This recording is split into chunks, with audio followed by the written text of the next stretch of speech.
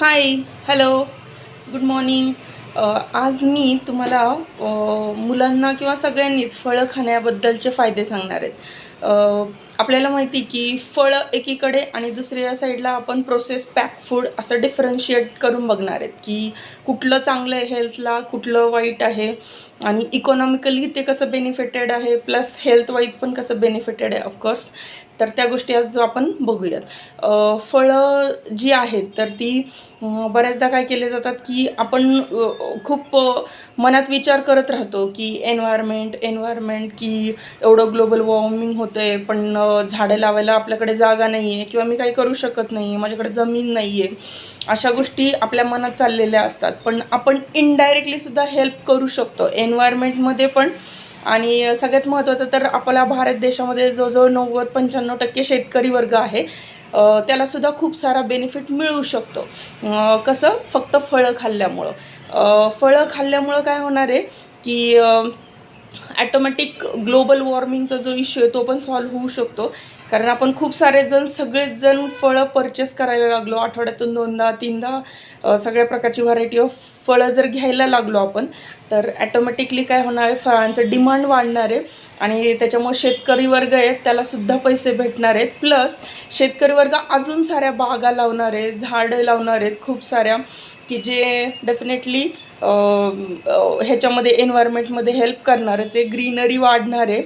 आणि त्याच्या अपोजिट दुसऱ्या साईडला जर बघितलं आपण तर प्रोसेस पॅक फूड जे खातो आपण, तर त्याच्यामुळे काय होतं की त्याच्यामध्ये खूप सारे प्रेझर्वेटिव्ह असतात जे की खूप बॉडीला हानिकारक असतात. आता मला सांगा, कुठला पण एखादा पदार्थ आपण रात्री ठेवला आणि सकाळी बघितलं किंवा एक दिवसानंतर बघितलं तर त्याच्यात काय होतं, आपल्याला रॅनसीड झालेलं दिसतं की जेणेकरून ते खाण्यायोग्य राहत नाही, त्याच्यातून घाण वास येतो. हे कशामुळे होतं? कारण त्याच्यात बॅक्टेरियांची ग्रोथ होत असते आणि त्या हे सगळं काम पुढचं करत असतात. मग अशा बॅक्टेरियांची ग्रोथ होऊ नये म्हणून ह्या सगळ्या ज्या काही पॅक फूड प्रोसेस करणारे इंडस्ट्री आहेत तर त्या काय करतात, त्याच्या अगेन्स्ट काही केमिकल्स टाकतात जे की खूप हानिकारक असतात. विचार करा, बॅक्टेरिया हे सुद्धा एक सेलच आहे. ती जर डॅमेज होत असेल, तिची ग्रोथ खुंटत असेल तर आपल्या बॉडीमध्ये काय आहेत, आपल्या सगळं आपण पेशींपासूनच बनलेलं आहेत. खूप वेगवेगळ्या प्रकारच्या पेशी आपल्या शरीरामध्ये आहेत आणि त्यामुळं काय होतं की आपण काय करतो की असं फूड खाल्ल्यामुळं डेफिनेटली एकतर पैसे जातात खूप सारे, पिझ्झा बर्गर 500-600 रुपये कुठं जातात अचानक कळत पण नाही आपल्याला. प्लस हेल्थ पण आपली बिघडते, पैसे पण जातात, हेल्थ पण बिघडते. आणि सगळ्यात महत्त्वाच्या की ह्या इंडस्ट्री कसं पोल्युशन क्रिएट करतात. कारण ह्या कंपन्यांमध्ये दिवसरात्र प्रोसेस मशीन्स चालू असतात, ट्रान्सपोर्टिंग होत असतं ह्यांचं, आणि मशीन त्या सगळ्या इंडस्ट्रीमध्ये चालू असतात, त्यासाठी लाईट लागते डेफिनेटली. आणि ही जी काही ऊर्जा आहे इलेक्ट्रिसिटी, तर ही करण्यासाठी सुद्धा खूप सारं प्रदूषण होत असतं.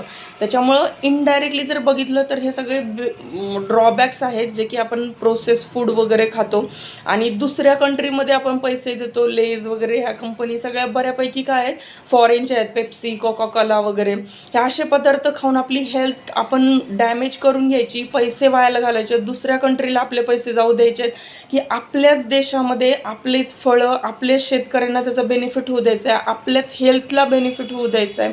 हे आता आपण सगळ्यांनी खरं डिसाईड करायला पाहिजे की, आणि हा छोटासा चेंज मला वाटतं नक्कीच खूप सारी मोठी क्रांती करू शकतो.